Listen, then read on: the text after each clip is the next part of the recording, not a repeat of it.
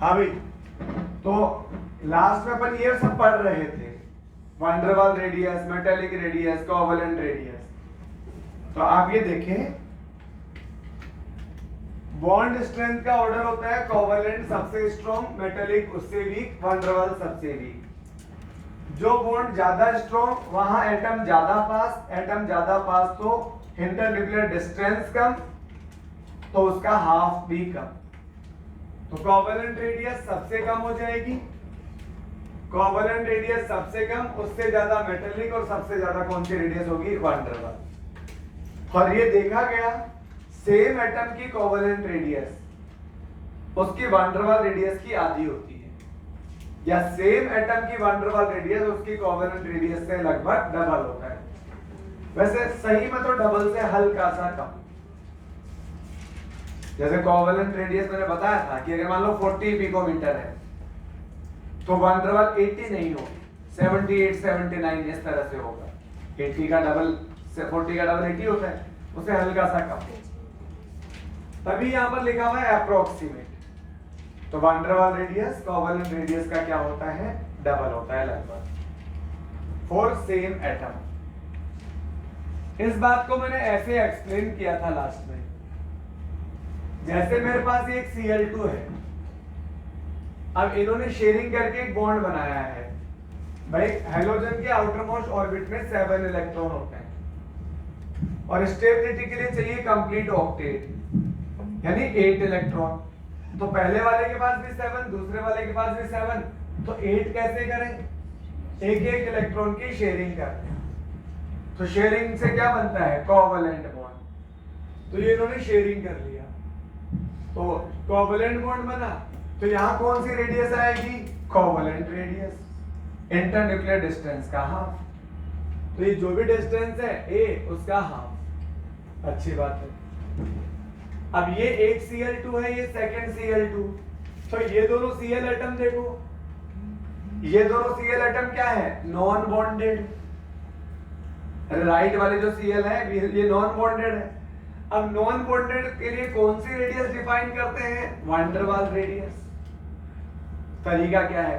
Internuclear distance का half. तो इनके बीच में इंटरन्यूक्लियर डिस्टेंस कितनी है? b, पर इसका हाफ करोगे तो क्या आ जाएगा? वैन डर वाल रेडियस आ जाएगा। तो वैन डर वाल रेडियस Cl की आ जाएगी b/2। अब आपको एक रिलेशन पता है कि जो वैन डर वाल रेडियस होती है वो कोवेलेंट रेडियस का लगभग डबल होता है।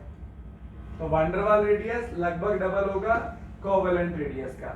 2 into का मतलब डबल ही होता है ना। और कोवेलेंट रेडियस कितनी है? a/2। तो a/2 into 2, तो ये कितना आएगा? Approx a। तो वैन डर वाल रेडियस a के बराबर आ गया। a है क्या? अरे a है क्या? Internuclear distance. क्या होती है internuclear distance? Bond length. Internuclear distance क्या होती है? Bond length.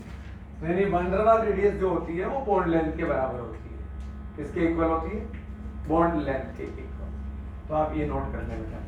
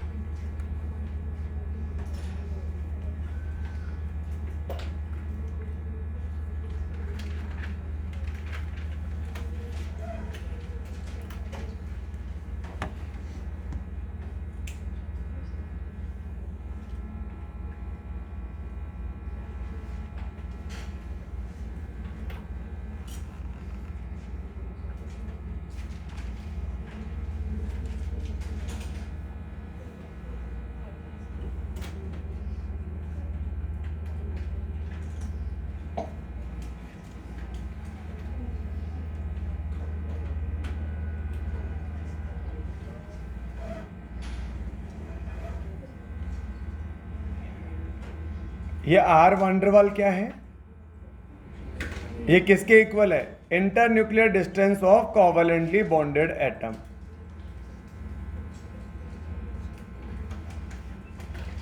ये इक्वल है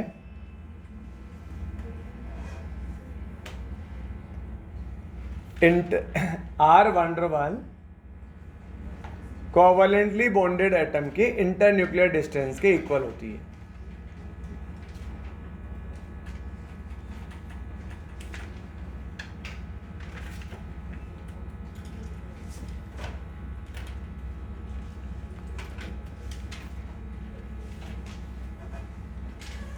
हो गया यहां तक नोट?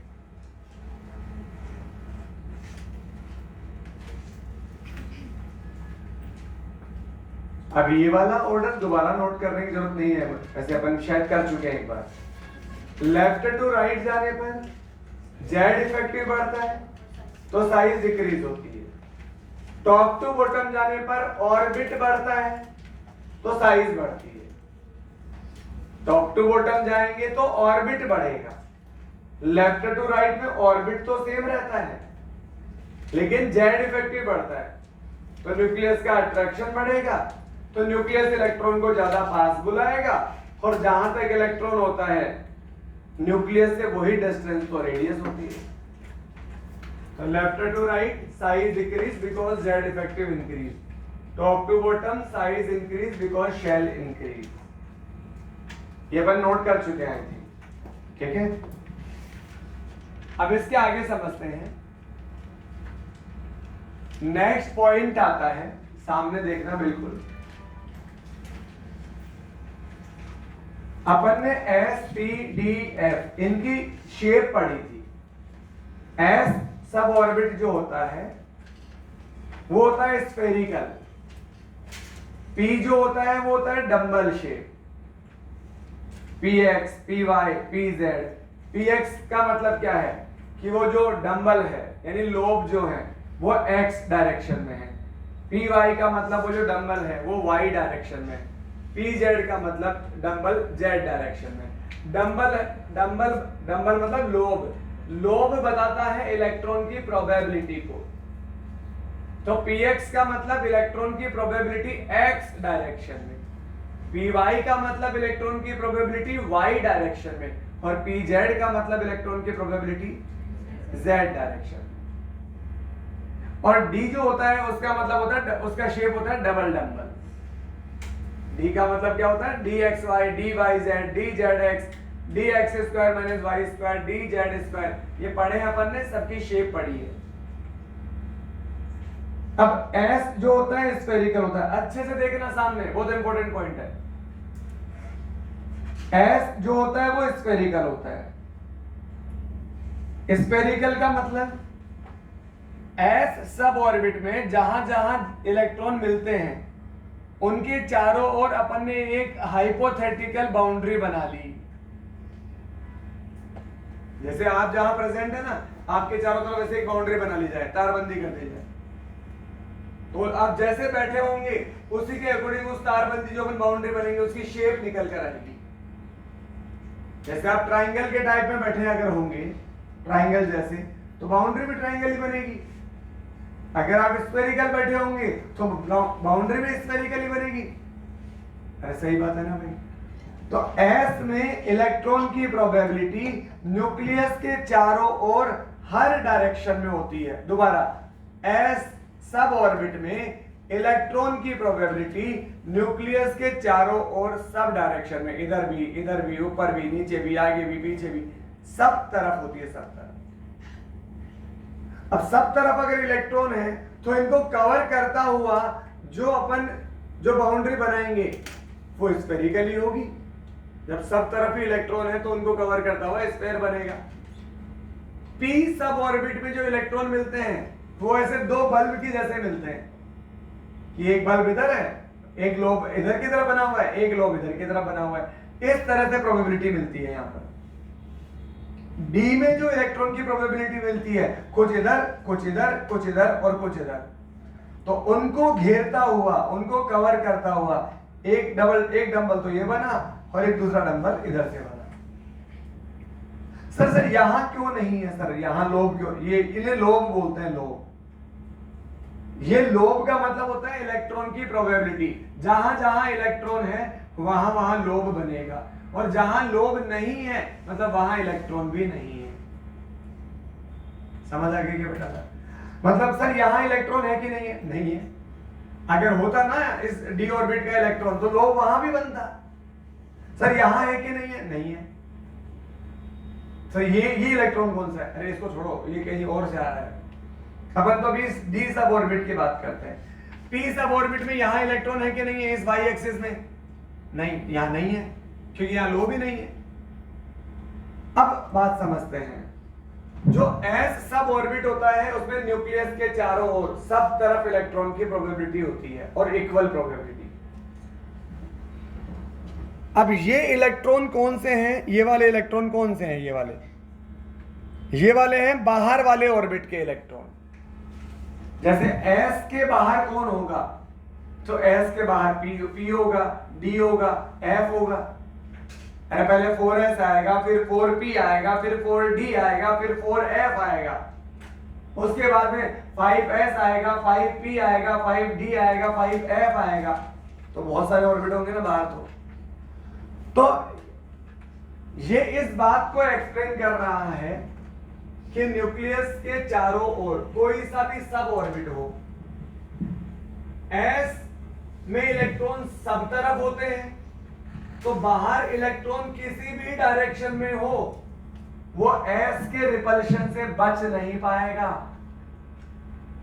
s सब ऑर्बिट में इलेक्ट्रॉन सब तरफ। अब बाहर वाले ऑर्बिट का इलेक्ट्रॉन राइट साइड में, तो s में तो राइट साइड में भी इलेक्ट्रॉन है, इधर भी रिपल्शन। लेफ्ट में भी रिपल्शन।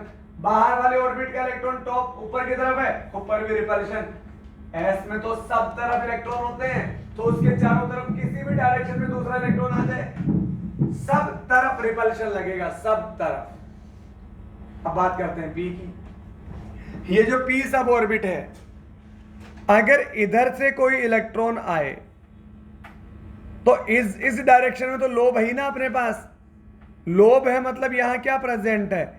इलेक्ट्रॉन प्रेजेंट है। तो ये अंदर वाले इलेक्ट्रॉन इसको तो क्या करेंगे? इसको तो रिपेल कर लेंगे। लेकिन ये वाला इलेक्ट्रॉन कौन सा है? बाहर वाले सब ऑर्बिट का। जैसे अगर ये P है तो P के बाहर कौन होगा? D होगा, F होगा, अगले वाले ऑर्बिट का S होगा, अगले वाले ऑर्बिट का P होगा।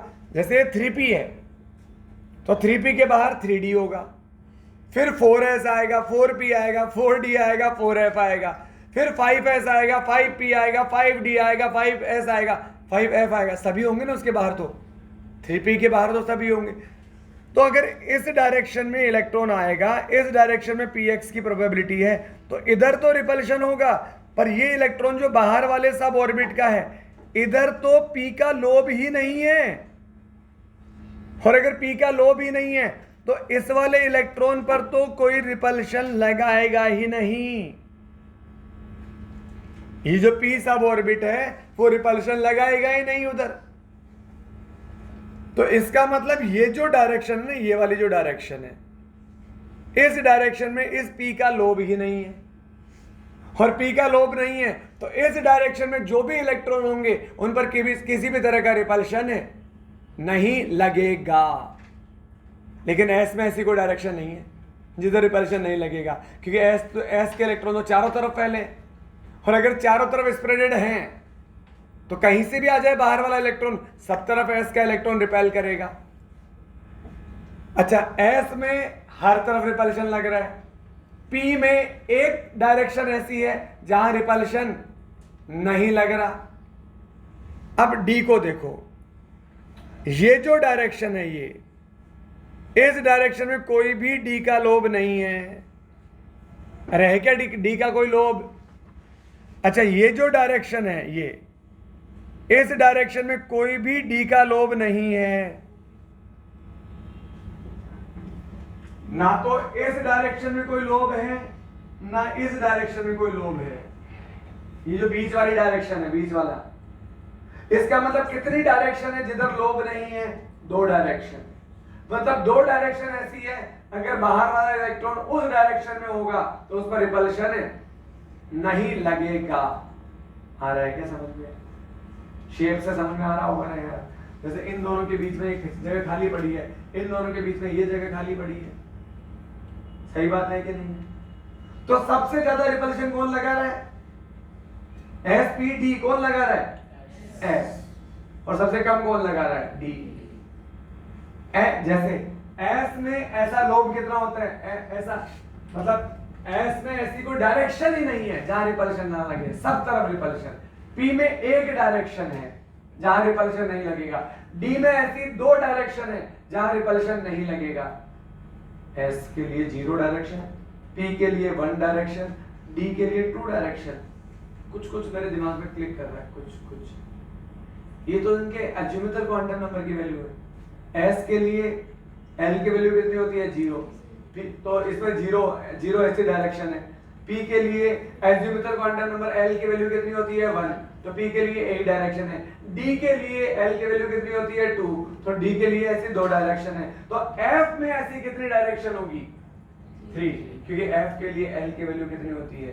3। हालांकि F की शेप अपने को पता नहीं है, तो भी अपन सिमिलरिटी से कि जब S में भी L के बराबर आ रहा है, इसे बोलते हैं एंगुलर नोड। क्या बोलते हैं इसे?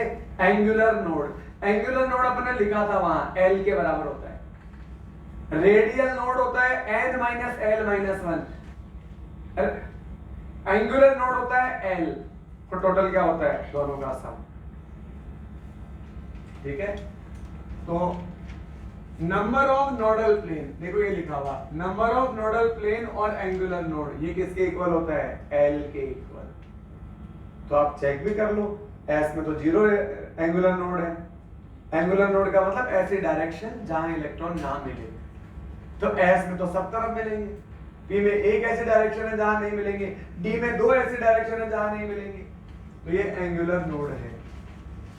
तो सबसे ज्यादा रिपेल करेगा S सब ऑर्बिट। और ये जो रिपेल करते हैं, यही तो होता है शील्डिंग इफेक्ट। अरे अंदर वाले इलेक्ट्रॉन जो रिपेल करते हैं बाहर वालों को, उसे ही बोलते हैं शील्डिंग इफेक्ट या स्क्रीनिंग इफेक्ट। तो सबसे ज्यादा शील्ड कौन करेगा? S, जो सबसे ज्यादा रिपेल करेगा।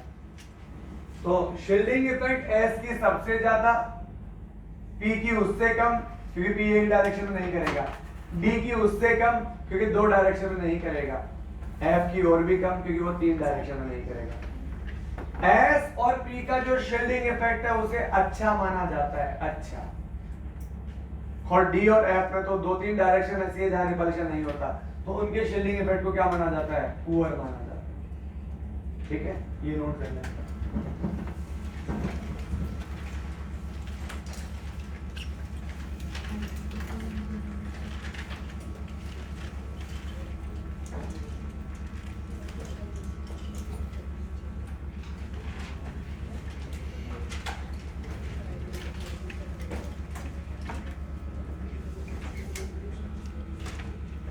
जल्दी से नोट कर लें।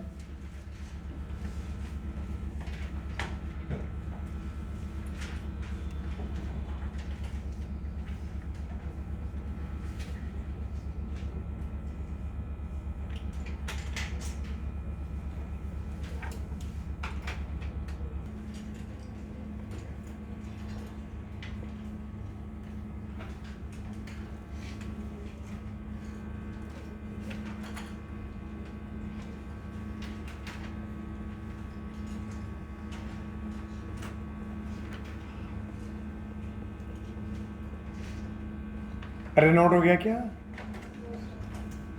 ठीक है, फिर आगे चलते हैं।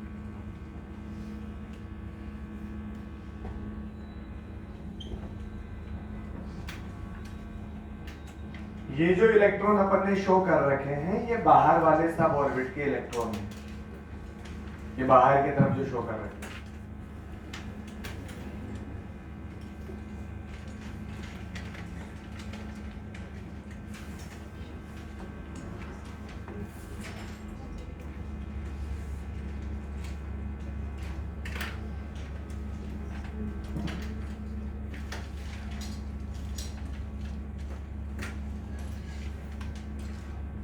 हो गया।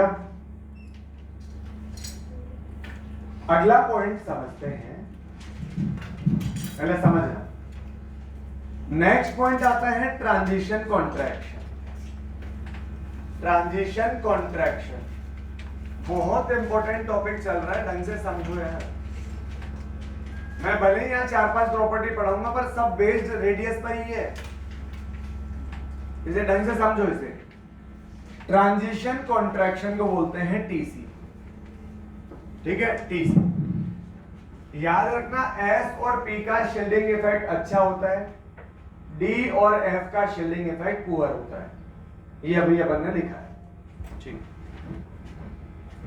अब जैसे बोरोन जो होता है उसका एटॉमिक नंबर होता है 5। सबसे पहले 1s आएगा, 1s2, 2s2, 2p1, 5 कंप्लीट।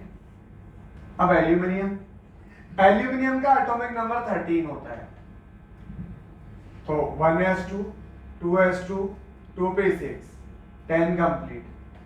अब थर्ड पीरियड में चलेंगे 3s2, 3p1, ठीक है। ये जो बैंगन आलू गाजर इन थैला है ना, ये सब सेम ग्रुप के हैं, तो ये आएगा 2p1, ये आएगा 3p1, ये आएगा 4p1, ये आएगा 5p1, ये आएगा 6p1। सेम ग्रुप वालों का इलेक्ट्रॉनिक कॉन्फ़िगरेशन सेम होता है, तभी तो सेम प्रॉपर्टी शो करते हैं। चलो यहां पर अब देखो, समझ सामने देखना, जैसे ये P है, इस पर रिपल्शन कौन लगाएंगे, ये अंदर वाले 4। इस P पर रिपल्शन कौन लगाएंगे, ये बाकी वाले सब। और फिर गैलियम, गैलियम का 31 होता है, 31, 1s2, 2s2, 2p6, 3s2, 3p6, 18 हो गए। अब फोर्थ पीरियड में चलो, 4s2, 3d10, 4s, ठीक है। थर्ड पीरियड में लास्ट होता है 18, 4s2 में 2 आगे कितने हो गए, 20, 4s2, फिर 3d10, ये 20 और 10 कितना आ गया, 30, और फिर कितना करना है, 31, तो आ जाएगा 4p1। अब यार इलेक्ट्रॉनिक कॉन्फ़िगरेशन तो आ ही गया होगा अभी तक, इतना सारा कर लिया, इतना सिंपल सा। ओके, अब इस पर रिपल्शन कौन लगाएगा, 4p1 पर, ये अंदर वाले सारे। आप देखो एल्यूमिनियम से जब मैं गैलियम पे जा रहा हूं, सोडियम का एटॉमिक नंबर कितना होता है, तो इलेक्ट्रॉन कितने होते हैं और प्रोटॉन कितने होते हैं। जितना इलेक्ट्रॉन होता है उतना ही प्रोटॉन होता है भाई न्यूट्रल में। तो गैलियम में 31 एटॉमिक नंबर है, तो 31 इलेक्ट्रॉन है, तो 31 प्रोटॉन है। प्रोटॉन होते हैं न्यूक्लियस में। अब ये जो 4p1 है, इस पे न्यूक्लियस के जो 31 प्रोटॉन है वो क्या लगा रहे हैं, अट्रैक्शन। वो तो सभी पर लगा रहा है अट्रैक्शन, ऐसा बंटवारा थोड़ी कर लिया, नहीं इन 4 को तू संभाल, इन 4 को मैं संभालूंगा, ऐसा नहीं। सारे 31 सब पर अट्रैक्शन लगाएंगे, अच्छी बात है। अब जब मैं टॉप टू बॉटम जाने पर साइज क्या होनी चाहिए, बढ़नी चाहिए, फिर क्योंकि ऑर्बिट बढ़ रहा है। देखो ये 2p1, फिर ये 3p1 थर्ड ऑर्बिट, फिर ये 4p1 फोर्थ ऑर्बिट, तो एक्सपेक्टेड साइज क्या होती है, बैंगन आलू गाजर इन थैला, टॉप टू बॉटम जाने पर साइज बढ़नी चाहिए। लेकिन होता क्या है, ये जो आलू गाजर है ना, इनमें ऑर्डर रिवर्स हो जाता है। इनमें एल्यूमिनियम का साइज ज्यादा होता है और गैलियम का कम हो जाता है। एक्चुअली एल्यूमिनियम का कम नहीं होता, एल्यूमिनियम का ज्यादा नहीं होता, गैलियम का कम हो जाता है। अब गैलियम का कम क्यों हो गया, यही तो समझना है। एक्चुअली देखो, गैलियम में 10 इलेक्ट्रॉन गए कहां पर, 3d10 में। आपको पता है हर एक इलेक्ट्रॉन के करस्पॉन्डिंग एक प्रोटॉन होता है, 31 प्रोटॉन और 31 इलेक्ट्रॉन ये है इसके अंदर।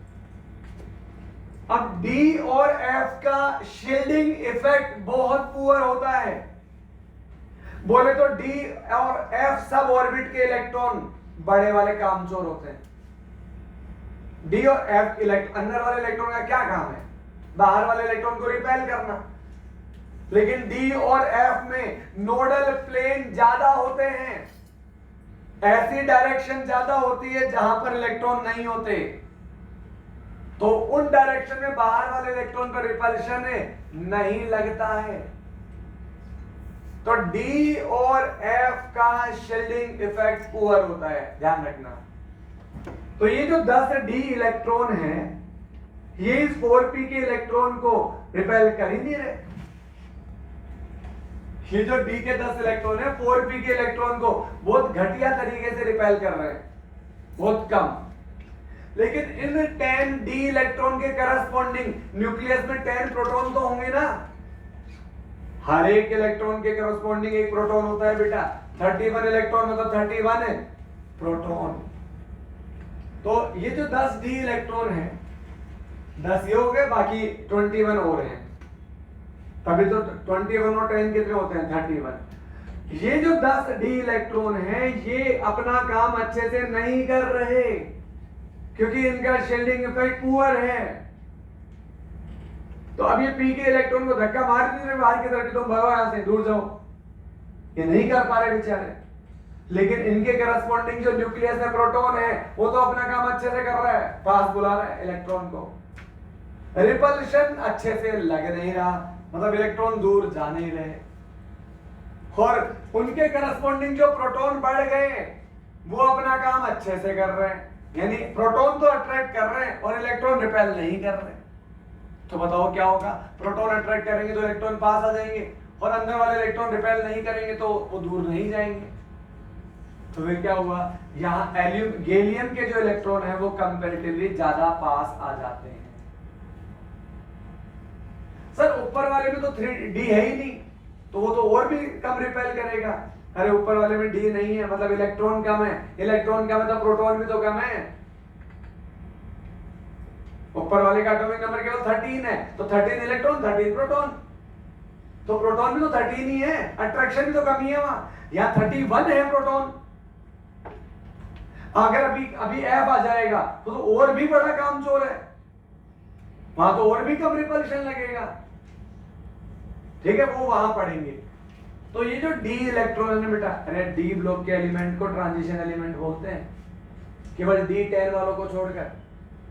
तो ये 10 डी इलेक्ट्रॉन कौन से हैं, ये ट्रांजिशन एलिमेंट है। ट्रांजिशन एलिमेंट मतलब ट्रांजिशन इलेक्ट्रॉन की, डी ब्लॉक के एलिमेंट को ट्रांजिशन एलिमेंट बोलते हैं, और उनकी वजह से प्रॉपर रिपल्शन नहीं लग पा रहा, रिपल्शन नहीं लग पा रहा, तो न्यूक्लियस इसका फायदा उठा रहा है, वो अट्रैक्ट कर रहा है बराबर, तो इसका साइज क्या हो जाएगा, कॉन्ट्रैक्ट हो जाएगा, कम हो जाएगा साइज। इसे ही बोलते हैं ट्रांजिशन कॉन्ट्रैक्शन।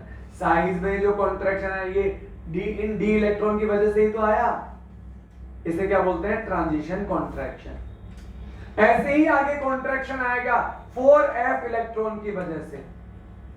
4f के इलेक्ट्रॉन, 4f में कौन से एलिमेंट होते हैं, लैंथेनोइड्स।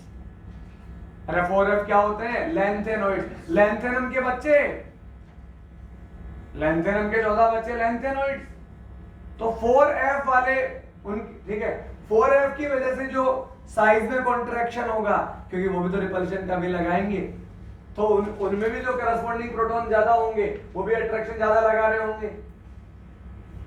तो 4f की वजह से जो कॉन्ट्रैक्शन आएगा उसे बोलेंगे लैंथेनोइड कॉन्ट्रैक्शन। 5f वालों को क्या बोलते हैं, एक्टेनोइड्स, क्योंकि वो एक्टेनम के बच्चे हैं।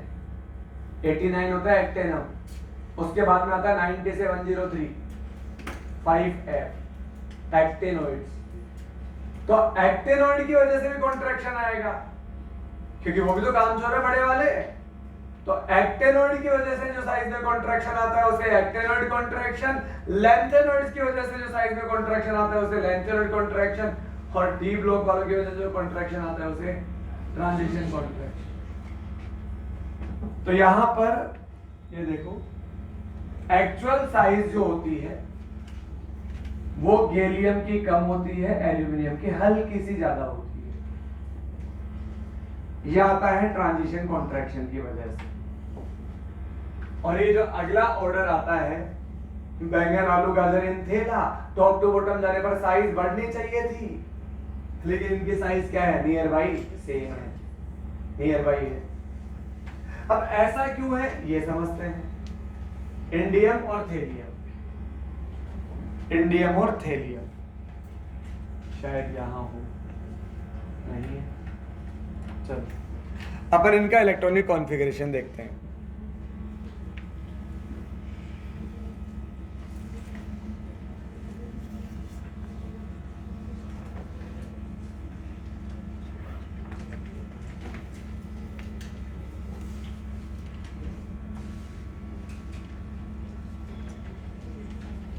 इंडियम होता है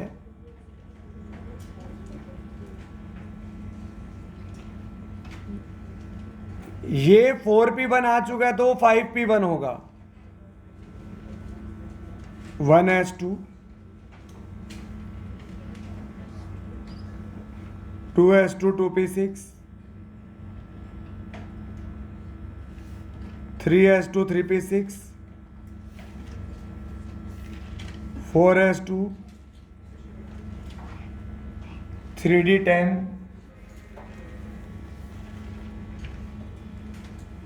4p6, 5s2, 4d10, 5p1।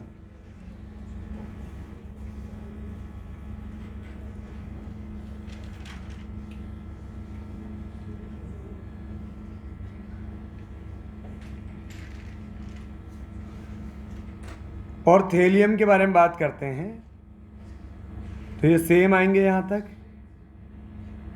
5p6, 6s2, 4f14, 5d10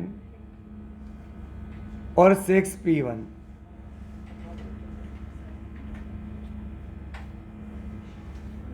अब आप सुनो, आगे देखो, इंडियम और थैलियम में कौन सा सब ऑर्बिट अलग है जो पहली बार आया है, एफ। इंडियम में कहीं पर भी एफ नहीं आया, डी तो आए हैं, लेकिन थैलियम में एफ आया है, एफ 4f14। अब आप देखो डी में, डी वाले कामचोर वहां भी थे, डी वाले कामचोर यहां भी है, पर नए नए कामचोर यहां आए हैं एफ वाले। तो इंडियम से जब मैं थैलियम पर गया तो थैलियम में बड़े वाले कामचोर हैं 14 इलेक्ट्रॉन ऐसे हैं जो रिपल्शन नहीं लगा पा रहे, क्योंकि उसमें तो नोडल प्लेन और भी ज्यादा है। शील्डिंग इफेक्ट सबसे ज्यादा एस का, फिर पी का, फिर डी का, और सबसे पुअर किसका होता है, एफ का। तो ये 14 इलेक्ट्रॉन अपना काम अच्छे से नहीं कर रहे, इनको जिम्मेदारी दी थी अपन ने बाहर वाले इलेक्ट्रॉन को रिपेल करो, पर ये अपना काम अच्छे से नहीं कर रहे। और इन 14 इलेक्ट्रॉन के करस्पॉन्डिंग न्यूक्लियस में 14 प्रोटॉन बढ़े होंगे, हर एक इलेक्ट्रॉन के करस्पॉन्डिंग एक प्रोटॉन होता है, तो इन 14 इलेक्ट्रॉन के करस्पॉन्डिंग में 14 प्रोटॉन होंगे। वो प्रोटॉन अपना काम अच्छे से कर रहे हैं, पर ये इलेक्ट्रॉन अपना काम अच्छे से नहीं कर रहे। तो प्रोटॉन अपना काम अच्छे से कर रहा है, अट्रैक्शन वाला, इलेक्ट्रॉन अपना काम अच्छे से नहीं कर रहा, रिपल्शन वाला। तो फिर क्या होगा, इलेक्ट्रॉन पास आ जाएंगे, साइज में क्या हो जाएगा, कॉन्ट्रैक्शन हो जाएगा। ये साइज में कॉन्ट्रैक्शन किसकी वजह से हुआ, 4f की वजह से। तो क्या बोलते हैं इसे, अब ये 4f वाले एलिमेंट को बोलते हैं लैंथेनॉइड्स। तो ये जो कॉन्ट्रैक्शन आया ये लैंथेनॉइड्स की वजह से आया, इसलिए इसे क्या बोलते हैं, लैंथेनॉइड कॉन्ट्रैक्शन।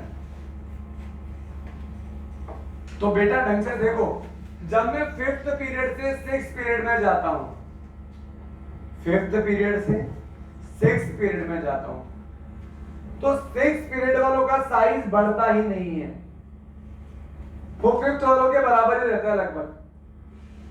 तो देखो जैसे ये 5th का साइज है और ये 6th का साइज होना चाहिए था, क्योंकि टॉप टू बॉटम जाने पर ऑर्बिट बढ़ रहा है तो साइज बढ़नी चाहिए थी। टॉप टू बॉटम जाने पर ऑर्बिट बढ़ रहा है तो साइज बढ़नी चाहिए थी, लेकिन फिफ्थ में तो एफ नहीं आया और सिक्स में क्या आया, वो एफ के 14 इलेक्ट्रॉन आए, वो कामचोर है, उनकी वजह से जो इसमें प्रोटॉन बढ़े उनको मौका मिल गया अट्रैक्ट करने का। तो जो न्यूक्लियस में 14 प्रोटॉन बढ़े उन्होंने इलेक्ट्रॉन को अच्छे से अट्रैक्ट कर लिया। ऑर्बिट की वजह से साइज बढ़ा था, लेकिन अट्रैक्शन की वजह से साइज वापस क्या हो गया, श्रिंक कर गया अंदर की तरफ, ये ऐसा साइज हो गया। और अब आप देखो ये दोनों साइज क्या हो गए, नियरली सेम। तो फिफ्थ पीरियड वालों का और सिक्स पीरियड वालों का साइज नियरली सेम होता है। उसका रीजन है सिक्स पीरियड में आने वाले 4f14 इलेक्ट्रॉन, मतलब लेंथेनॉइड्स, मतलब लेंथेनॉइड कॉन्ट्रैक्शन। तो आप ये नोट करें, ट्रांजिशन कॉन्ट्रैक्शन में जो लिखा है वो नोट करें, फिर मैं इस कहानी लिखाऊंगा इसमें।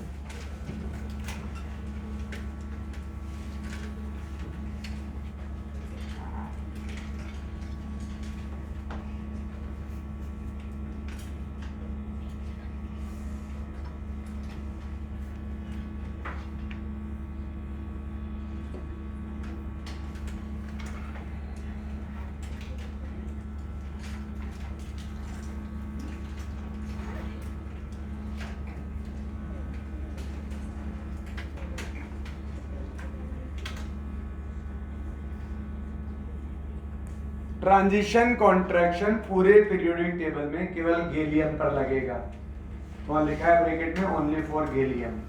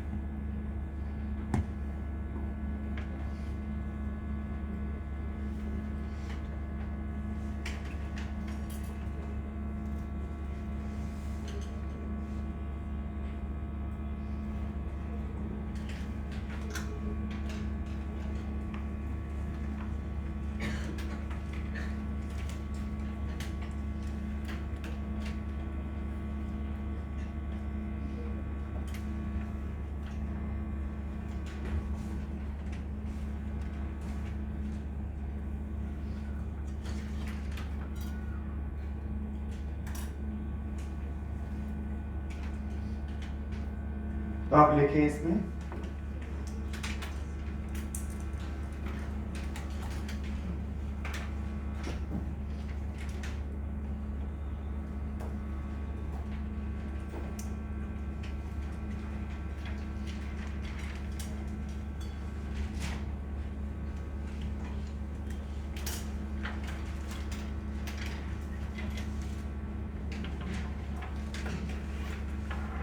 देखो बेटा, इन बोरोन फैमिली, देखो in boron family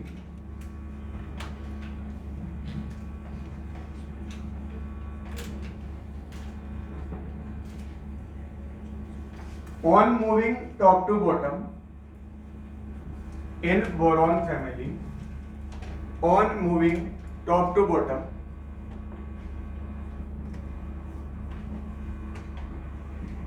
top to bottom, size should increases, size should increases.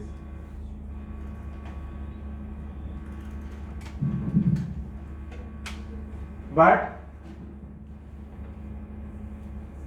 actually size of gallium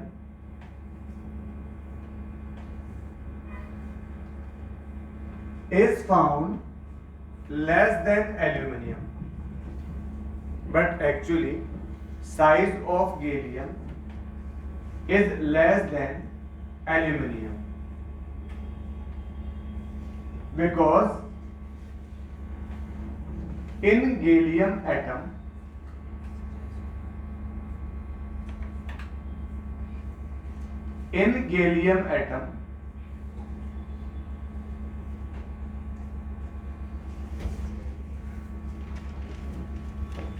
ten electrons are present in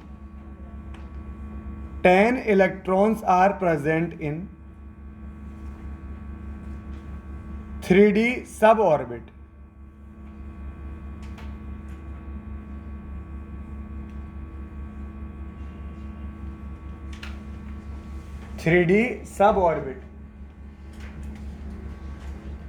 Whose shielding effect is very less.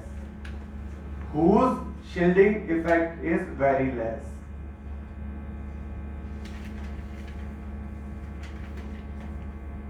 Whose shielding effect is very less.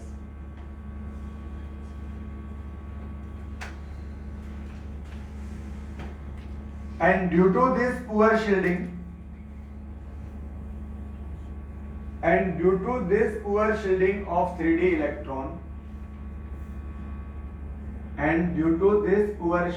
of 3D electron, size of gallium atom contracts. Size of gallium atom contract. This is known as transition contraction. This is known as transition contract. हाँ जी, इसे क्या बोलते हैं? Transition contraction. Next heading लिखो lanthanoid contraction. Lanthanoid contraction.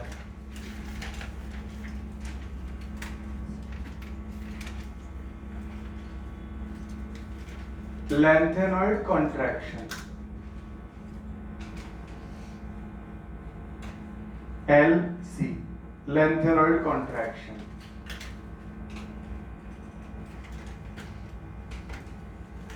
लिखें इसमें in D block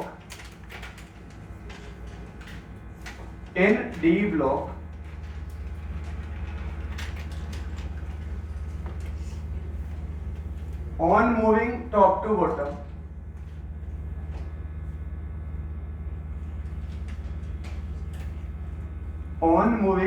to bottom, size should increases.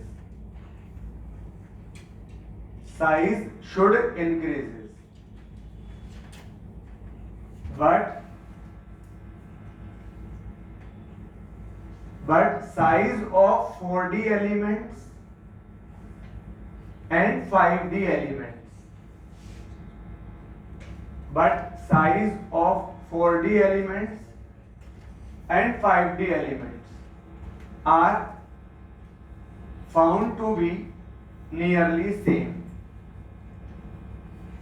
Size of 4D element and 5D elements are found to be nearly same due to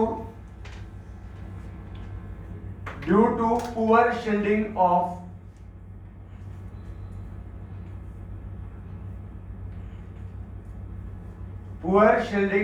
electrons of due to poor shielding of electrons of 4f suborbit. 4f suborbit.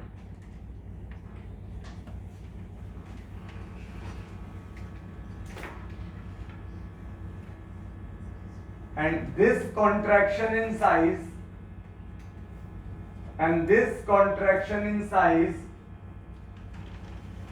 of 5d and this contraction in size of 5d elements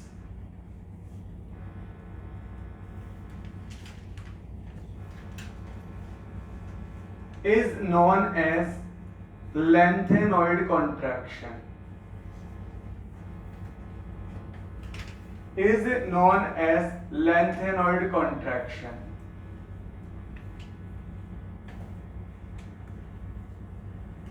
बस अब रुक जाना, पहले समझेंगे आगे क्या हो रहा है।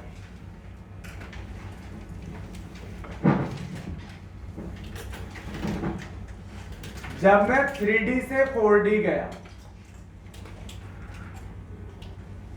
जब अपन 3D एलिमेंट से 4D एलिमेंट्स के पास गए तो डी के कामचोर तो यहां भी थे, डी के कामचोर तो यहां भी है,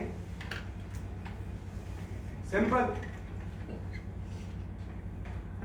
तो लेकिन जब अपन 4D से 5D में गए तो 4D कौन से पीरियड में आता है? 4D कौन से पीरियड में फिल होता है? अरे डी का ऑर्बिट एक कम होता है, तो यहां 4 है, इसका मतलब एक्चुअल पीरियड 5th रहा होगा, और 5th पीरियड में एफ नहीं आता। 5th पीरियड में क्या नहीं आता? एफ। अब जब मैं 4D से 5D की ओर जा रहा हूं तो बेटा 5D में इलेक्ट्रॉन फिल होने से पहले 4f में जाता है। याद करो 6 पीरियड का इलेक्ट्रॉनिक कॉन्फ़िगरेशन 6s 4f और 5d। तो अगर 5d में कोई इलेक्ट्रॉन गया इसका मतलब उससे पहले 4f14 आ चुका होगा। मैं एक्सेप्शंस की बात नहीं कर रहा, इन जनरल बात कर रहा हूं। 5D एलिमेंट्स के केस में पहले 4f फिल हो चुका होगा।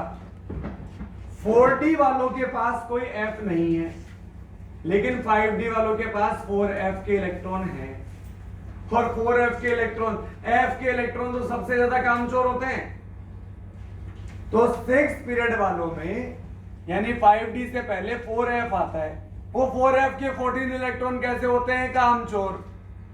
और वो 4f के 14 इलेक्ट्रॉन अपना काम कर नहीं रहे, लेकिन उन f इलेक्ट्रॉन के साथ साथ में 14 प्रोटॉन भी तो बड़े होंगे, और वो प्रोटॉन, क्योंकि हर एक इलेक्ट्रॉन के करस्पॉन्डिंग क्या होता है? प्रोटॉन होता है। तो उन 14 इलेक्ट्रॉन, 4f के 14 इलेक्ट्रॉन के करस्पॉन्डिंग न्यूक्लियस में 14 प्रोटॉन भी होंगे। प्रोटॉन अपना काम अच्छे से कर रहा है, अट्रैक्शन बढ़िया से लग रहा है, रिपल्शन लग नहीं रहा, रिपल्शन नहीं लग रहा, अट्रैक्शन लग रहा है, तो साइज क्या होगी? कॉन्ट्रैक्ट। अट्रैक्शन लग रहा है, रिपल्शन नहीं लग रहा, तो साइज क्या होगी? कॉन्ट्रैक्ट। तो साइज कॉन्ट्रैक्ट किस वजह से हुई? 5D से पहले आने वाले 4f इलेक्ट्रॉन की वजह से, 5D से पहले आने वाले 4f इलेक्ट्रॉन की वजह से, क्योंकि इनका शील्डिंग क्या होता है? Poor shielding. तो 4f की पुअर शील्डिंग, इस वजह से 5D एलिमेंट्स की साइज क्या हो जाती है? स्ट्रिंग। 4f की पुअर शील्डिंग की वजह से 5D एलिमेंट की साइज क्या हो जाती है? श्रिंक। इसे ही तो बोलते हैं लैंथेनॉइड कॉन्ट्रैक्शन। ये साइज श्रिंक हुई इनकी वजह से, इनकी साइज श्रिंक हुई इनकी वजह से। समझ में आ रहा है कि तुम्हारे? तो लैंथेनॉइड की वजह से 5D की साइज श्रिंक हो रही है, तो इसे क्या बोलेंगे? Lanthanoid contraction. क्लियर है? तो आप ये नोट कर लें, ये वाला और वो वाला।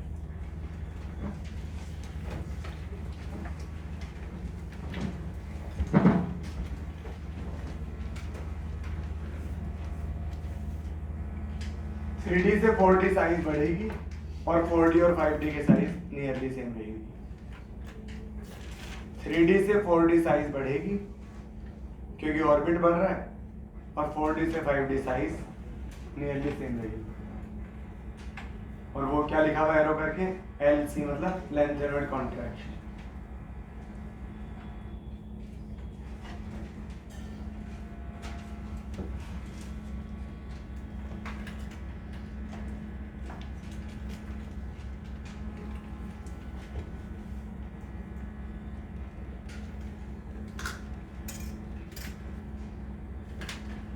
ये सारी बात जो मैंने बोली यहां लिखी है पूरी बात।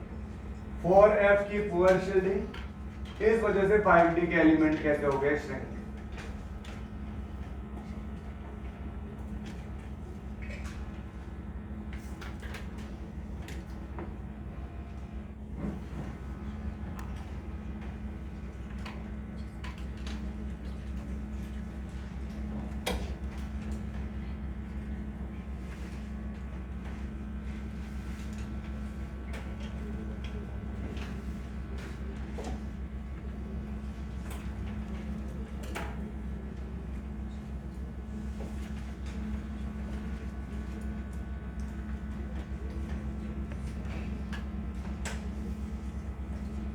चलो अब आगे ध्यान देते हैं।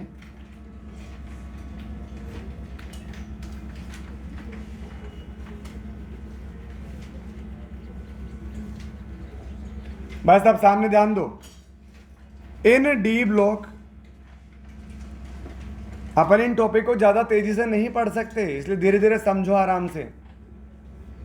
इन डी ब्लॉक पहला from left to right, left to right, scandium, titanium, vanadium, chromium, manganese, फैकोनी, कॉपर और जिंक। देखो सामने लेफ्ट टू राइट जाने पर यहां जेड इफेक्टिव बढ़ता है। जेड इफेक्टिव बढ़ता है किस वैल्यू से? 0.15 की वैल्यू से। सही बात है। ये क्या होता है? 4s2 3d1 3d2 3d3, फिर ये 3d5 हो जाता है, 4s1 3d5, फिर ये 4s2 3d5 d6 d7 d8। हो क्या रहा है? ये मेरे पास 4s के इलेक्ट्रॉन है, लेकिन अगर मैं साइज वाइज बात करूं तो 3D अंदर आएगा कि 4 अंदर आएगा? साइज के हिसाब से कौन अंदर आता है, 3D या 4s? अरे बोलो ना भाई। साइज के हिसाब से हमेशा पहले फर्स्ट ऑर्बिट आएगा पूरा, फिर सेकंड ऑर्बिट, फिर पूरा थर्ड ऑर्बिट, फिर पूरा फोर्थ ऑर्बिट। तो 3D थर्ड ऑर्बिट का ही तो है। अरे 3D क्या है? थर्ड ऑर्बिट का सब ऑर्बिट। तो पूरा थर्ड ऑर्बिट पहले अंदर आता है, तो 4s बाहर होगा और 3D कहां होगा? अंदर। साइज के हिसाब से वो जो आप इलेक्ट्रॉन फिल करते हो पहले 4s में, फिर बाद में 3D में, वो एनर्जी का ऑर्डर है, साइज का ऑर्डर नहीं है। तो 4s और अंदर आएगा 3D। 4s में कितने इलेक्ट्रॉन है? 2 इलेक्ट्रॉन। ओके। बाहर वाले इलेक्ट्रॉन पे क्या लगता है? रिपल्शन। कौन लगाता है? अंदर वाले या सेम सब ऑर्बिट वाले? चलो 3D D1 अंदर आएगा D1, एक इलेक्ट्रॉन रिपल्शन लगाएगा, फिर आएगा D2, 2 इलेक्ट्रॉन रिपल्शन लगाएंगे, फिर आएगा D3, 3 इलेक्ट्रॉन रिपल्शन लगाएंगे, D4, D5, D6, D7। अरे बाहर वाले इलेक्ट्रॉन जिन पे रिपल्शन लग रहा है वो तो उतने ही है, लेकिन जो इलेक्ट्रॉन रिपल्शन लगा रहे हैं अंदर वाले, वो धीरे धीरे बढ़ रहे हैं। D1, D2, D3, धीरे धीरे इलेक्ट्रॉन बढ़ रहे हैं अंदर की तरफ।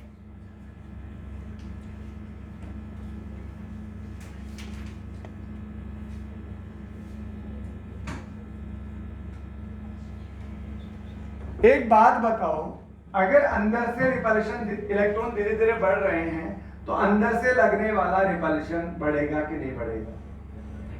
बढ़ेगा, ठीक है। हालांकि डी के इलेक्ट्रॉन कामचोर होते हैं, पर अगर कामचोर भी बहुत सारे हो जाए और थोड़ा थोड़ा भी काम करे तो कुछ ना कुछ तो सिग्निफिकेंट निकल के आता ही है।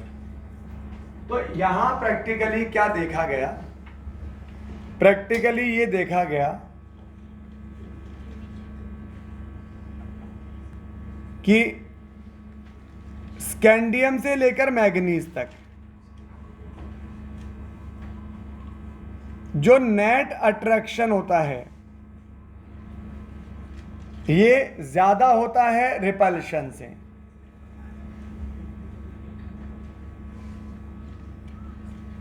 अगर नेट अट्रैक्शन ज्यादा है और रिपल्शन कम है, मतलब अट्रैक्शन ज्यादा है और रिपल्शन कम है, तो अगर धीरे धीरे अट्रैक्शन बढ़ रहा है तो साइज क्या होगी? अरे बोलो ना भाई, अगर न्यूक्लियस का अट्रैक्शन बढ़ रहा है तो साइज क्या होगी? डिक्रीज होगी ना। अगर अट्रैक्शन बढ़ेगा तो इलेक्ट्रॉन को पास बुलाएगा, इलेक्ट्रॉन पास आ जाएंगे तो साइज क्या हो जाएगी? डिक्रीज। तो यहां पहले साइज होती है डिक्रीज, फिर इन फैकोनी के लिए देखा गया कि इनमें अब धीरे धीरे देखो D6, D7, D8 अंदर इलेक्ट्रॉन बढ़ रहे हैं, और इलेक्ट्रॉन बढ़ रहे हैं तो रिपल्शन भी अंदर से बढ़ेगा धीरे धीरे। तो अब इनके लिए जो जेड इफेक्टिव होता है वो और रिपल्शन वाला सिग्मा जो होता है वो क्या होता है? Nearly same. अब जितना नेट अट्रैक्शन उतना ही रिपल्शन, तो साइज में कोई डिफरेंस आएगा ही नहीं। अरे जितना अट्रैक्शन उतना ही रिपल्शन, तो साइज जितना अट्रैक्शन से पास बुलाएगा रिपल्शन से उतना ही दूर भेज देगा, तो साइज में कोई डिफरेंस नहीं आएगा। तो देखा गया इनकी साइज नियरली सेम पाई गई।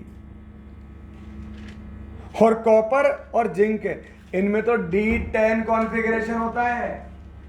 कॉपर क्या होता है? 4s1 3d10।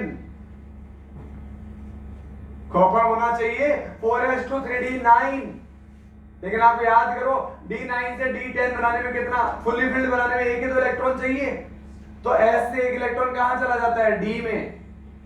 तो इसका D10 कॉन्फ़िगरेशन और इसका भी D10 कॉन्फ़िगरेशन। D10 मतलब अंदर मैक्सिमम इलेक्ट्रॉन, अंदर मैक्सिमम इलेक्ट्रॉन मतलब अंदर से लगने वाला रिपल्शन, मिनिमम की मैक्सिमम, मैक्सिमम जब इलेक्ट्रॉन जाता, सबसे ज्यादा इलेक्ट्रॉन हो गए D10, तो यहाँ रिपल्शन मैक्सिमम लगेगा, और रिपल्शन मैक्सिमम लगेगा मतलब रिपल्शन बढ़ जाएगा। तो इनके लिए ये देखा गया कि इनके जेड इफेक्टिव से ज्यादा इनका जो सिग्मा है, यानी रिपल्शन वाला फैक्टर ज्यादा डोमिनेट कर जाता है इनका, और रिपल्शन बढ़ जाएगा तो साइज क्या हो जाएगी? बढ़ जाएगी। तो फिर इनकी साइज क्या हो जाती है? बढ़ जाती है,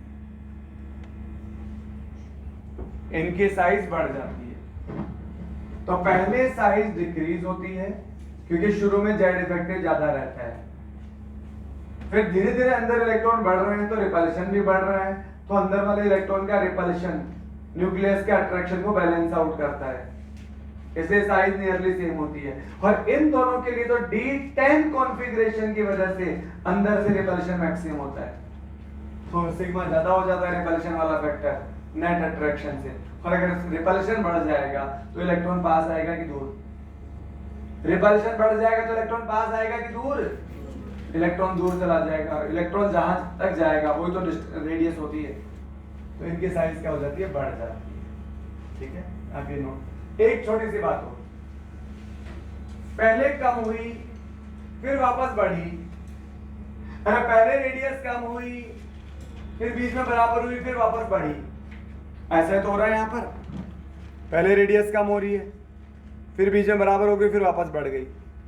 तो अब ये बात ध्यान रखना, फर्स्ट वाले एलिमेंट की रेडियस हाईएस्ट होती है, यानी ये पीक हमेशा ऊपर रहेगा, और कॉपर और जिंक वाला पीक जो होगा मतलब उनकी जो रेडियस होगी वो फर्स्ट वाले एलिमेंट से क्या होगी, हमेशा कम ही होगी। ठीक है, ये ऐसे नहीं कि ये बढ़ जाएगा और भी ऊपर चला जाएगा, स्कैंडियम से भी ज्यादा हो जाएगी साइज, नहीं, ये अभी अपन बनाएंगे ग्राफ के अंदर, इतना आपको। चलो आगे देखते हैं। पहले मैग्नीज जो होता है ये 25 हाफ फिल्ड स्टेबल होता है, बस ठीक है। चलो पहले आप इतना नोट कर लेंगे। डी ब्लॉक में लेफ्ट टू राइट।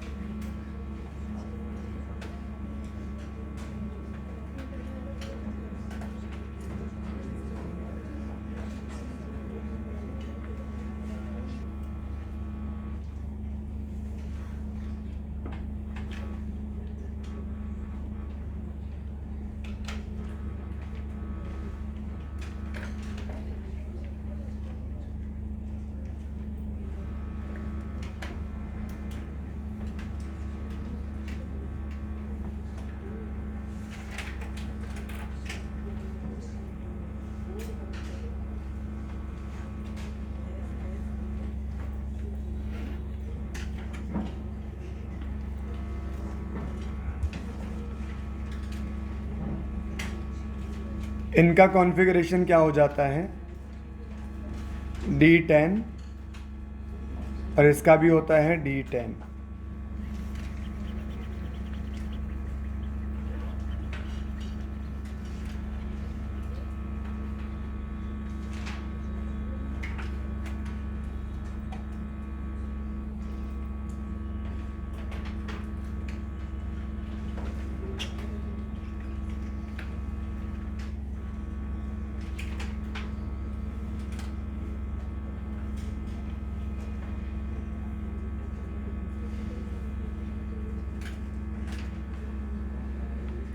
अरे हो गया क्या नोट?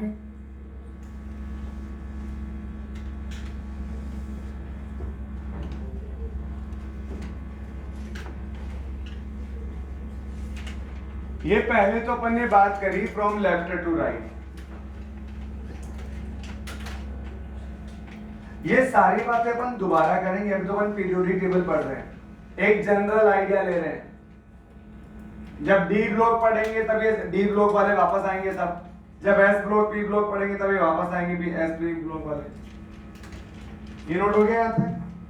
अब बात करते हैं from top to bottom. From top to bottom,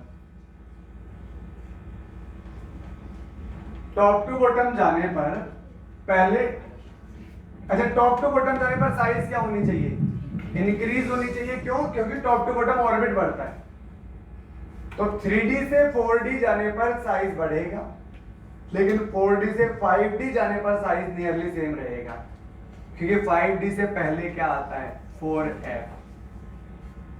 अच्छा कोई भी कामचोर वाले जो ऑर्बिट है वो जब पहली बार आएंगे ना तभी उनका इम्पैक्ट आएगा कि सर जैसे ना 5D में भी 4F आता है और 6D में तो 4F भी आता है और 6D से पहले तो 5F भी आता है, तो इनकी साइज भी तो कम होनी चाहिए थी। अरे वो F यहां भी आ रहा है और F यहां भी आ रहा है, तो F का जो इफेक्ट है वो कैंसिल आउट हो जाएगा। आप सुनो, D यहां भी आया, D यहां भी आया, F यहां भी नहीं है, F यहां भी नहीं है, तो D का इफेक्ट कैंसिल आउट हो गया, इसलिए size top to bottom size बढ़ी। लेकिन यहां से यहां साइज नियरली सेम क्यों हो गई? क्योंकि यहां कोई F नहीं है।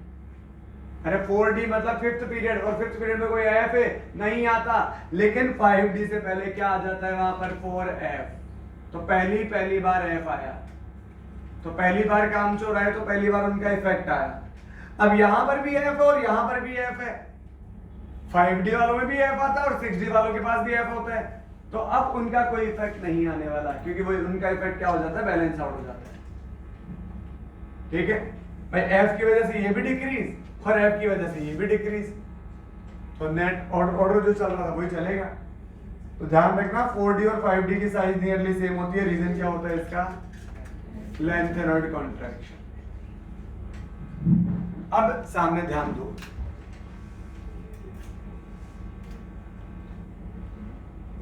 ये 3D सीरीज सामने सामने, ये 3D सीरीज 3D से 4D जाने पर साइज बढ़ती है, लेकिन 4D और 5D की साइज नियरली सेम होती है। 4D और 5D की साइज नियरली सेम होती है। क्यों सेम होती है? 5D से पहले आने वाले 4F की वजह से। क्यों सेम होती है? 5D से पहले आने वाले 4F की वजह से। एक इंपॉर्टेंट पॉइंट, अरे तुम्हारा ध्यान क्या है?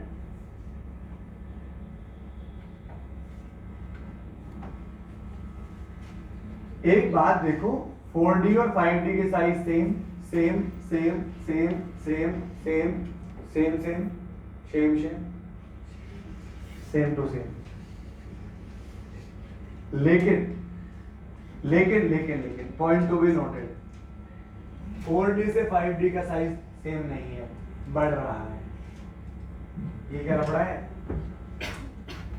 वो साइज नियरली सेम होता क्यों है? 4F की वजह से।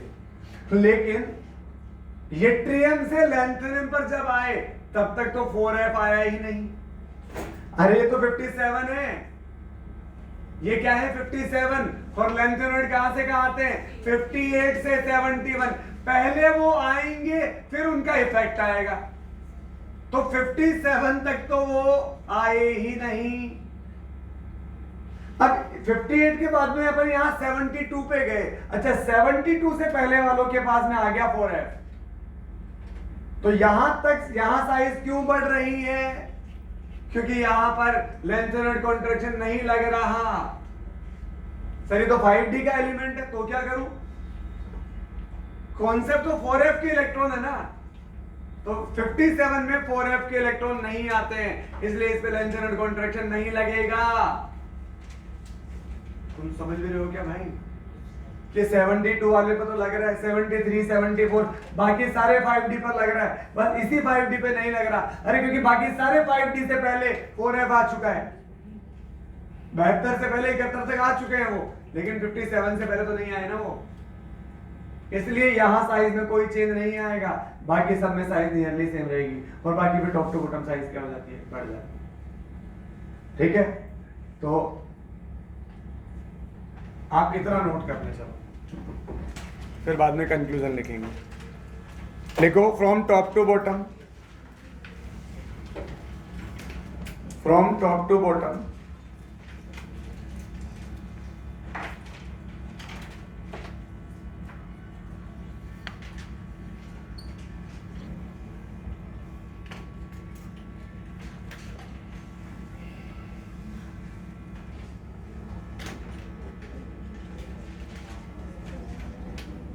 जल्दी से नोट कर ले। सेकेंड ईयर में लाएंगे एसी, टी जरा हाफ करो, वे नवाब थे, करोड़ मोबाइल वाला, मन ताके रे, फिर रूठा ओसामा, कोई रहेगा इधर, नहीं पढ़ोगे पिटोगे, क्यों क्यों आ गया हूं, और जिंदगी कड़वी होगी। फिर यहाँ एसी के बाद में रदरफोर्ड डूबेगा संग में बोहर के, हंस मत दोस्त, दोस्त राहुल गांधी फ्रॉम कांग्रेस।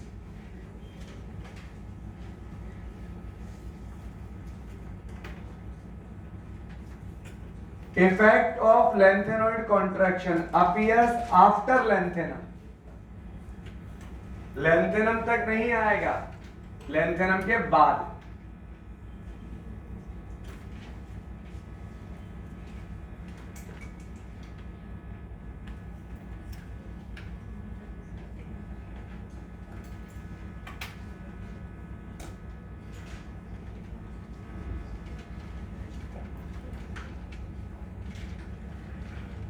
हो गया क्या नोट?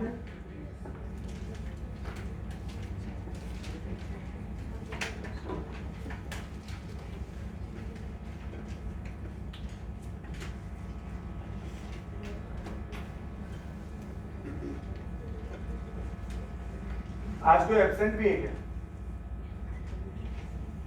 किसी के आसपास कोई है एब्सेंट?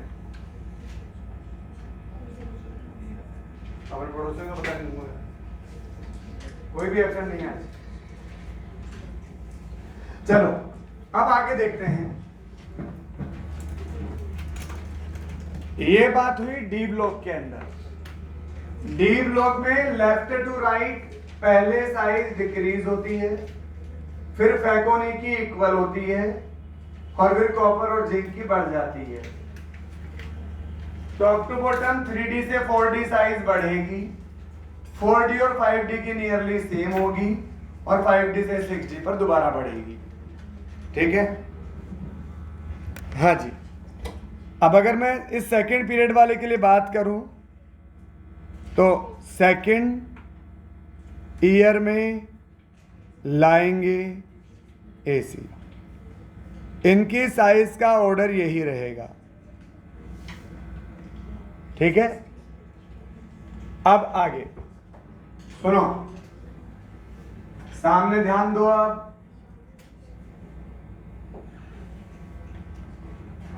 एफ ब्लॉक में, एफ ब्लॉक जनरली कौन से ग्रुप के होते हैं? एफ ब्लॉक थर्ड ग्रुप के।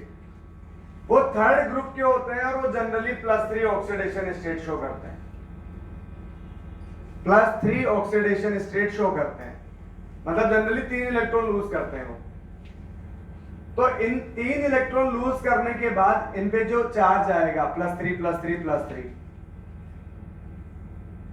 तो वो चार्ज मतलब वो क्या बन गया? आयन। अरे चार्ज में वो क्या बन जाता है? आयन बन जाता है। तो आयंस की फॉर्म में एफ ब्लॉक में कोई भी एक्सेप्शन नहीं है। जब वो आयंस की फॉर्म में होते हैं तब वहां कोई भी एक्सेप्शन नहीं होता, बिल्कुल regular order. Left to right Z effective increase होता है तो size decrease, top to bottom shell बढ़ता है तो size increase. Left to right Z effective बढ़ेगा, size decrease, top to bottom shell बढ़ेगा, साइज बढ़ेगी। तो इन जनरल 4F से 5F पे जाने पर शेल बढ़ रहा है, शेल बढ़ेगा तो साइज क्या होगी? बढ़ेगी।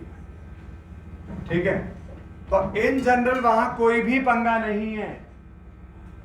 इन F block there is no exception in order of radius of ions, radius of ions in +3 oxidation state। Ion में कोई एक्सेप्शन नहीं है, पर न्यूट्रल एटम में है। But in radius of neutral atom some exceptions are there. Neutral atom में कुछ exception है। ठीक है, अभी अपन नोट भले ही कर लेंगे, आप चाहो तो उन्हें एफ ब्लॉक वालों को छोड़ देना, क्योंकि वो 12th में जब डी एंड एफ ब्लॉक पढ़ोगे तब वहां पढ़ लेना। उसके बाद आगे देखते हैं एक्सेप्शन क्या है। याद करो थोड़ी सी ट्रिक। सीने पर नदियां प्रेम की समाई, यूं गदगद, यूं गदगद तब दिल हुआ, तो पहले साइज डिक्रीज होती है समाई तक। ठीक है, फिर यहां से EU के लिए साइज बढ़ जाएगी। अब यार ये थोड़ा सा ना एक एक्सेप्शन, मतलब एक्सेप्शन नहीं है, समझने वाली बात है। मैं कोशिश करता हूं थोड़ी आप करना। ठीक है, जाने तू तो गरीब, तेरे दोनों पड़ोसी तो काम के हैं। बता,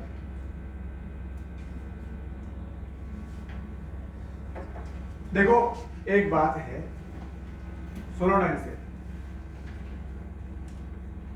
दो एटम जब जैसे जैसे उनके बीच में अट्रैक्शन बढ़ेगा तो वैसे वैसे वो एक दूसरे के पास आएंगे। जैसे जैसे पास आएंगे इंटर न्यूक्लियर डिस्टेंस क्या हो जाएगी? कम। और अगर इंटर न्यूक्लियर डिस्टेंस कम हो जाएगी तो उसका हाफ भी क्या हो जाएगा? कम। हाफ क्यों बोल रहा हूं? वही तो रेडियस होती है, इंटर न्यूक्लियर डिस्टेंस का हाफ। अब मुझे ये समझ में नहीं आ रहा कि EU का साइज ज्यादा क्यों है। EU का साइज ज्यादा क्यों है ये नहीं समझ आ रहा। तो इसका रीजन समझो। ये जो EU होता है ये होता है 6s2 4f7। ढंग से देखो, ढंग से 6s2 4f7। मैं चाहता तो कंटेंट कम भी कर सकता था नर्सर के हिसाब से, पर ये बिल्कुल वही नोट्स है लीडर अचीवर वाली, ड्रॉपर बैच वाली है ना, तो आप कोशिश करें आप भी थोड़ा बहुत। 6S2 4F7, क्योंकि नीट में ऐसा थोड़ी है कि नहीं आया, ये तो बेचारे नन्हे मुन्ने हैं नर्सर एंथ्यूज के, इनको तो सिंपल पेपर दो और बोले वो तो ड्रॉपर है साक्षर, उनको तो बढ़िया पेपर दो, पेपर तो उसका सेम ही आता है ना भाई। तो 4F7, अब ये कैसा है, हाफ फील्ड। फुल्ली फील्ड और हाफ फील्ड क्या होते हैं? फुल्ली फील्ड और हाफ फील्ड क्या होते हैं? स्टेबल, स्टेबल होते हैं, स्टेबल। तभी तो अपन बोलते हैं कि एक इलेक्ट्रॉन की जंपिंग से अगर फुल्ली फील्ड हाफ फील्ड बन रहे हो तो बना लेना। और रीजन है उसके दो, एक तो एक्सचेंज एनर्जी और एक सिमेट्री, इन दो रीजन की वजह से वो स्टेबल होते हैं। ओके, अब एक बात बताओ, जो स्टेबल है वो बॉन्ड बनाने की टेंडेंसी ज्यादा रखेगा या कम? जो स्टेबल है वो ज्यादा बॉन्ड बनाएगा या कम? कम। एक EU ये रहा, एक EU ये रहा, ये कह रहा मैं तो स्टेबल हूं, ये भी कह रहा मुझे, मैं भी स्टेबल हूं, ये कह रहा मुझे तेरी जरूरत नहीं है, ये कह रहा मुझे भी जरूरत नहीं तेरी वगैरह। तो अब ये दोनों EU आपस में बॉन्ड ही नहीं बना रहे, और अगर बॉन्ड नहीं बना रहे तो पास नहीं आ रहे, पास नहीं आ रहे यानी दूर रह रहे हैं, और दूर रह रहे हैं तो इंटरन्यूक्लियर डिस्टेंस क्या है? ज्यादा, और इंटरन्यूक्लियर डिस्टेंस ज्यादा तो उसके बीच का हाफ भी ज्यादा। ये रीजन होता है EU की साइज नियर बाई एलिमेंट से बहुत ज्यादा होती है, ठीक है। सिमिलरली YB क्या होता है? F14 क्या हो गया? Fully field. तो फुल्ली फील्ड तो ये भी बहुत स्टेबल और ये भी बहुत स्टेबल, तो ये भी बिल्कुल एक दूसरे के पास नहीं आएंगे, पास नहीं आएंगे तो इंटरन्यूक्लियर डिस्टेंस क्या रहेगी? ज्यादा, और इंटरन्यूक्लियर डिस्टेंस ज्यादा तो उसका आधा भी ज्यादा, इसलिए इनकी रेडियस क्या रहती है? एक्सपेक्टेशन से बहुत ज्यादा। यही सेम कहानी ऊपर मैग्नीज में आती है। मैग्नीज भी क्या होता है? 4s2 3d5, मैग्नीज क्या होता है? 4s2 3d5। तो मैग्नीज भी स्टेबल होता है, स्टेबल होता है तो वो भी आपस में बॉन्ड बनाने की टेंडेंसी नहीं रखता है। बॉन्ड नहीं बनाएगा तो एटम पास नहीं आएंगे, पास नहीं आएंगे तो दूर ही रहेंगे, दूर रहेंगे तो इंटरन्यूक्लियर डिस्टेंस ज्यादा रहेगी, इसलिए उनकी रेडियस क्या होती है? ज्यादा। तो इनकी रेडियस ज्यादा क्यों है वो आपको समझ में आ गया होगा। F block element generally shows +3 oxidation state, but अच्छा एक बात और है, ये जनरली क्या शो करते हैं? +3, but EU and YB show +2 oxidation state because in +2 oxidation state they have 4F7 यानी हाफ फील्ड, 4F14 यानी fully field electronic configuration. F block वालों का ग्रुप होता है थर्ड, वो ज्यादातर +3 शो करते हैं, लेकिन EU और YB +2 ही शो करते हैं ज्यादातर, क्योंकि 2 इलेक्ट्रॉन लूज करते ही क्या बन गया? हाफ फील्ड, और 2 इलेक्ट्रॉन लूज करते ही क्या बन गया? Fully field. वो खुश है ना हमें यार, हाफ फील्ड और फुल्ली फील्ड में। अब और इलेक्ट्रॉन क्यों लूज करेगा? इलेक्ट्रॉन गेन करे, लूज करे, शेयरिंग करे, जो भी करता है सब स्टेबिलिटी के लिए करते हैं। तो 2 इलेक्ट्रॉन लूज करने के बाद वो स्टेबिलिटी आ तो गई उसमें, अब वो और काम नहीं करेगा इसके आगे, ठीक है। तो ये कुछ बातें हैं इसके बारे में, आप ये नोट कर लीजिए। F ब्लॉक वाले बिल्कुल सिंपल है।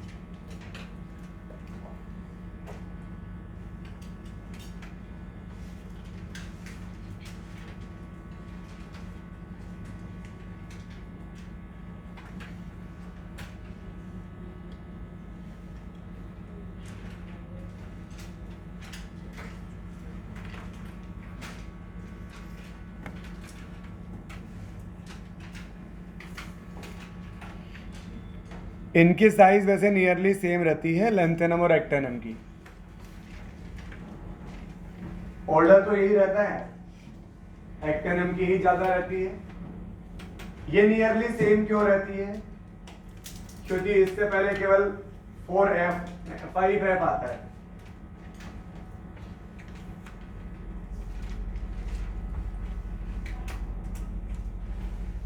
अब एक बार नोट कर रहे हैं, दोबारा समझा दूं।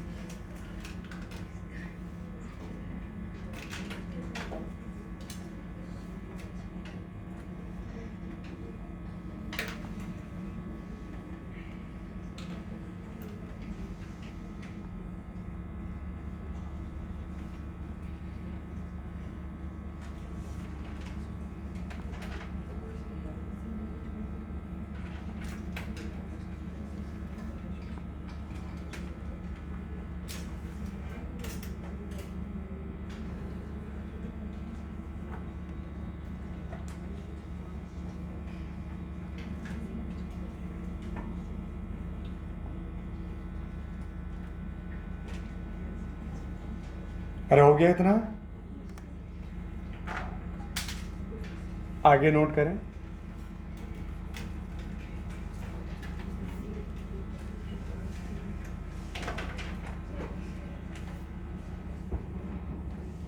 In F block, there is no exception in order of radius.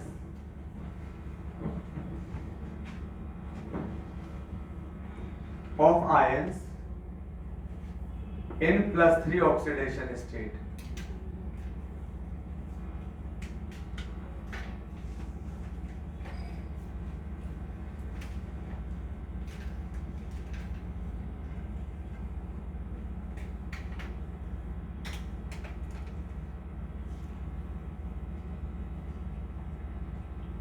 ये मैं जो लिखवा रहा हूं ये एक्स्ट्रा पॉइंट है, आप चाहें तो इसे याद रखें, चाहे तो ना रखें, बस लिख लें।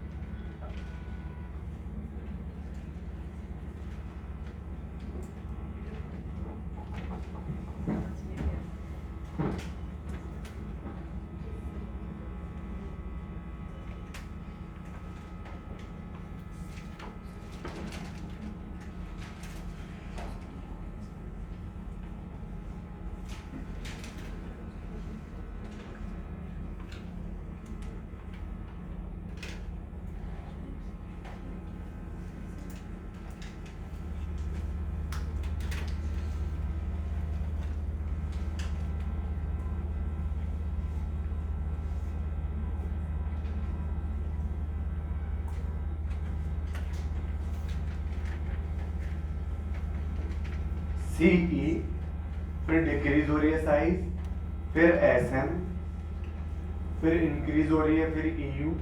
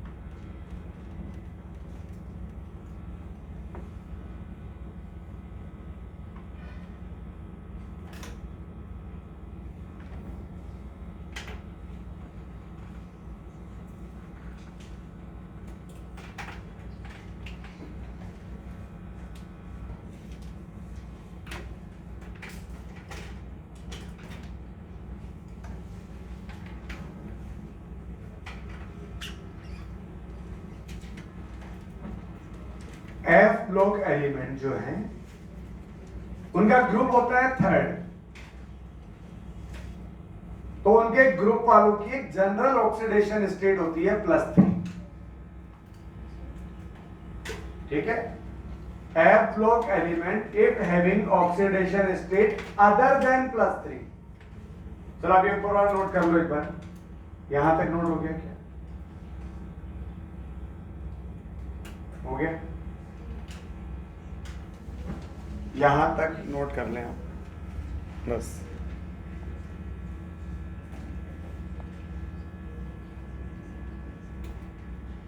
यहां तक नोट कर लें और रुक जाएं।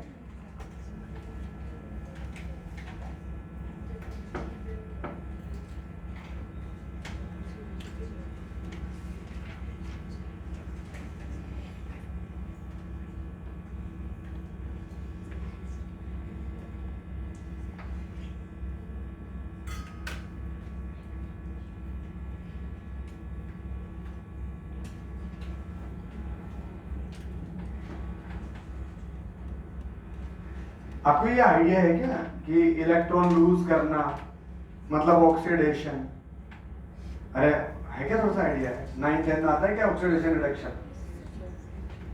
और जिसका ऑक्सीडेशन होता है वो रिड्यूसिंग एजेंट होता है, जिसका रिडक्शन होता है वो ऑक्सीडाइजिंग एजेंट होता है। क्या थोड़ा सा अभी हो गया होगा ना? अब सुनो, एफ ब्लॉक वालों का ग्रुप नंबर क्या होता है? थर्ड। इसलिए वो एफ ब्लॉक वाले ज्यादातर +3 शो करने की टेंडेंसी रखते हैं, ज्यादातर एफ ब्लॉक एलिमेंट। नहीं सर देखो, इनको देखो ना सर, ये तो +2 शो कर रहे हैं। मैं कह रहा हूं ज्यादातर। ठीक है, अब अगर एफ ब्लॉक वाले +3 के अलावा कुछ और शो कर रहे हैं, जैसे मान लो कोई +2 में है लेकिन उसके ग्रुप की टेंडेंसी तो है +3 की,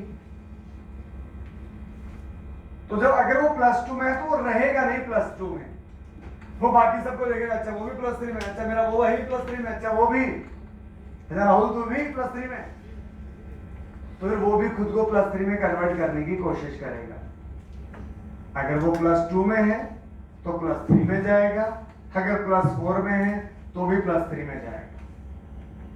एफ ब्लॉक के एलिमेंट की ये एक अनयूजुअल प्रॉपर्टी है जो बाकी ग्रुप्स में नहीं होती है। एफ ब्लॉक के एलिमेंट अपने ग्रुप ऑक्सीडेशन स्टेट में रहना चाहते हैं। एफ ब्लॉक वाले ज्यादातर +3 शो करते हैं क्योंकि उनका ग्रुप होता है थर्ड। तो एफ ब्लॉक वाले अगर थर्ड के अलावा कहीं भी और हैं तो वो थर्ड में कन्वर्ट होना चाहते हैं। F block element if having oxidation state other than +3, then oxidation state उनका चार्ज होता है, चार्ज को बोलते हैं oxidation state, then they have a tendency to convert into +3। समझ आ गई बात? वो कहीं भी और हो तो +3 में जाना चाहिए। तो एक लाइन नोट कर लो,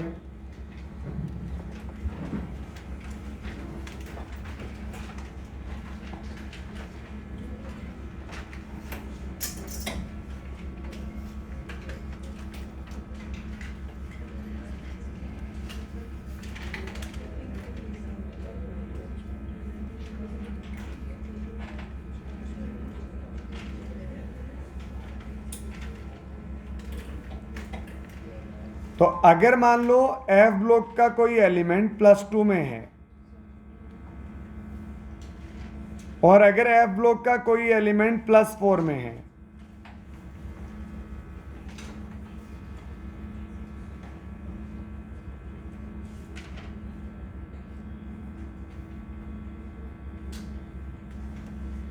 हाँ भाई,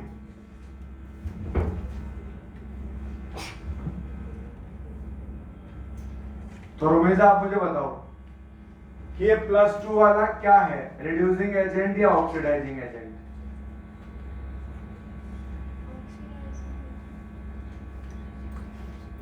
ये कहां जाना चाहेंगे? +3 में। और अगर ये +2 से +3 में जाएगा, +2 से +3 में क्या होता है? ऑक्सीडेशन या रिडक्शन? अरे +2 से +3 में क्या होता है? ऑक्सीडेशन, लूज इलेक्ट्रॉन लूज करने से पॉजिटिव चार्ज बढ़ता है, तो इसका तो ऑक्सीडेशन होगा, और जिसका ऑक्सीडेशन होगा वो क्या होगा? Reducing agent. अच्छा, ये +4 वाला कहां जाएगा? +3 में। +4 वाला +3 में जा रहा है, तो पॉजिटिव चार्ज कम कब होगा? जब इलेक्ट्रॉन गेन करेगा, और इलेक्ट्रॉन गेन करना क्या होता है? रिडक्शन, और इसका तो रिडक्शन हो रहा है, तो ये क्या है? Oxidising agent. नोट कर ले बेटा, यहां तक ये पूरा एक्स्ट्रा चल रहा है। अगर आपको समझ में आ रहा है तो अच्छी बात है, नहीं आ रहा तो और भी अच्छी बात है, क्योंकि लोड ही कम हो जाएगा याद करने का। इधर जाने पर हुआ ऑक्सीडेशन, तो यह है रिड्यूसिंग एजेंट,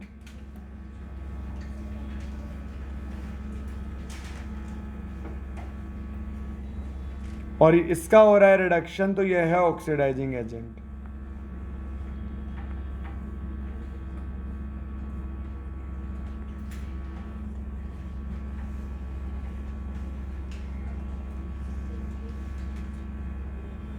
हाँ जी, अब बात करते हैं फटाफट एस ब्लॉक की। ऐसे एस ब्लॉक की मैं बात कर लेता हूं, बाकी एस ब्लॉक है नहीं नीट में, हट गया है, ठीक है, तो भी मैं तो बात करूंगा, ज्यादा नहीं करेंगे, थोड़ी थोड़ी बातें तो करेंगे ना। इन एस ब्लॉक कोई लफड़ा नहीं खास, लेफ्ट टू राइट जाने पर जेड इफेक्टिव बढ़ेगा तो साइज डिक्रीज, किस वैल्यू से बढ़ेगा जेड इफेक्टिव?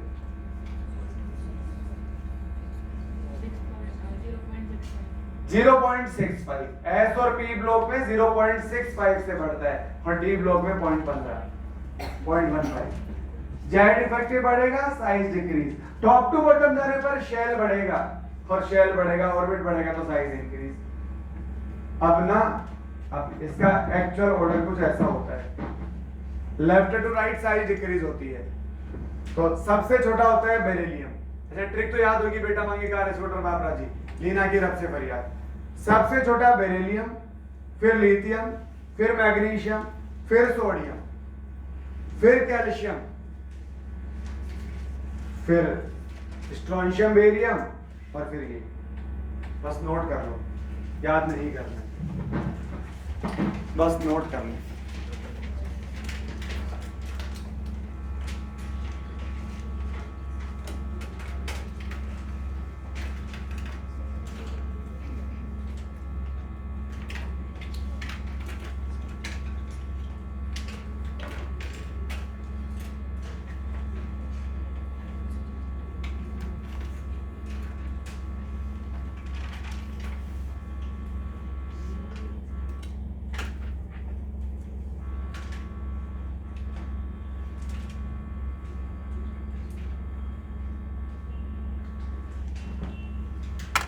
आप तो छोड़ दो इसे, पहले मैं अभी तक जो पढ़ा उसे रिवाइज कराता हूँ, फिर टाइम बचेगा तो ही नोट करेंगे, नहीं तो नहीं करेंगे। सुनो मेरी बात, क्या पहले नोट करना है क्या? जो काम का पहले वो पढ़ लो। मैं क्या कह रहा हूँ, पहली बात, रेडियस के ऑर्डर की बात आएगी तो सबसे स्मॉल रेडियस होती है कोवेलेंट, फिर उससे बड़ी मेटालिक, उससे बड़ी वंडरवॉल। वंडरवॉल रेडियस लगभग डबल होती है कोवेलेंट की, ठीक है। एक पीरियड में लेफ्ट टू राइट जाने पर जेड इफेक्टिव बढ़ता है तो size decrease, top to bottom shell बढ़ता है तो साइज इंक्रीज। ये एक जनरल ऑर्डर है और बहुत जगह इनका फॉलो नहीं होता है। शील्डिंग इफेक्ट सबसे ज्यादा एस की, उससे कम पी की, उससे कम डी की, और सबसे कम है एफ की। एस और पी की शील्डिंग इफेक्ट स्ट्रॉन्ग होती है, डी और एफ की पुअर होती है। डी की शील्डिंग पुअर होती है, रिपल्शन पुअर होता है, इलेक्ट्रॉन दूर नहीं जाता तो साइज डिक्रीज हो जाता है। तो डी की वजह से साइज में डिक्रीमेंट होगा तो ट्रांजिशन कॉन्ट्रैक्शन, और एफ की वजह से 4f की वजह से साइज में डिक्रीमेंट होगा तो लेंथेनॉइड कॉन्ट्रैक्शन। ट्रांजिशन कॉन्ट्रैक्शन पूरे पीरियोडिक टेबल में केवल गैलियम पर लगता है और लेंथेनॉइड कॉन्ट्रैक्शन तो बहुत जगह लगता है। ठीक है, ये इसका लॉजिक है।